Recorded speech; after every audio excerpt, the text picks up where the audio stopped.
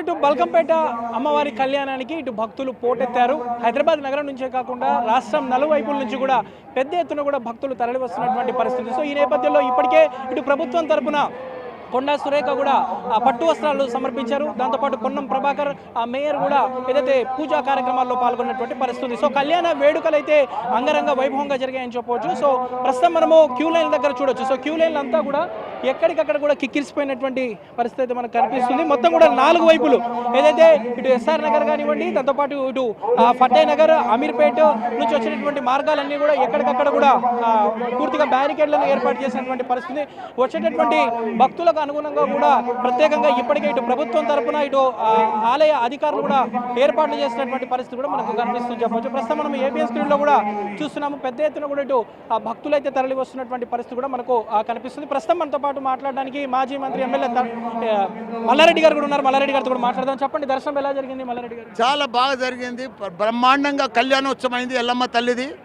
Last time మేము ఎల్లమ్మ తల్లిని మొక్కుకున్నాము. నా మన్మరాలు పెళ్లి కావాలనుకున్నా, ఎల్లమ్మ తల్లికి మొక్కినా మంచిగా బ్రహ్మాండంగా నా మన్మరాలు పెళ్ళి అయింది.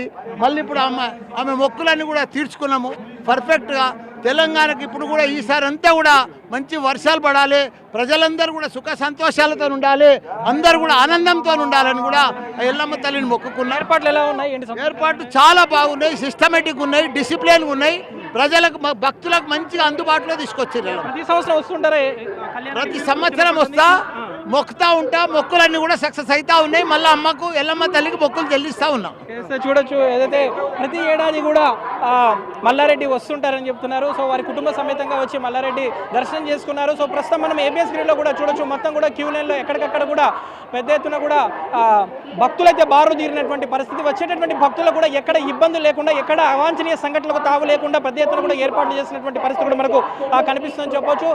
దాదాపు ఏదైతే ఈ కళ్యాణ వేడుకలను వీక్షించడానికి 5 నుంచి 6 లక్షల మంది భక్తులు కూడా వచ్చేటటువంటి అవకాశం ఉందని కూడా ఇప్పటికే ఆలయ అధికారులు అంచనా వేసినటువంటి పరిస్థితి. సో ఈ రోజు కళ్యాణం, రేపు రథ ఉత్సవం ఉంటుంది. సో ఈ నేపథ్యంలో 2 రోజుల పాటు కూడా ఇటు ఆలయ పరిసర ప్రాంతాల్లో పకడ్బందీగా ఏర్పాట్లు చేసినట్లు కూడా ఇప్పటికే ఆలయ అధికారులు చెప్తున్నటువంటి పరిస్థితి. మొత్తానికైతే ఇటు బల్కంపేట ఎల్లమ్మ వారి కళ్యాణ వేడుకలు అంగరంగ వైభవంగా కన్నుల పండుగగా జరుగుతున్నటువంటి పరిస్థితి ఉందని చెప్పొచ్చు. వీడియో జర్నలిస్ట్ శ్యామ్తో నుమాని ఆంధ్రజ్యోతి, బల్కంపేట నుంచి.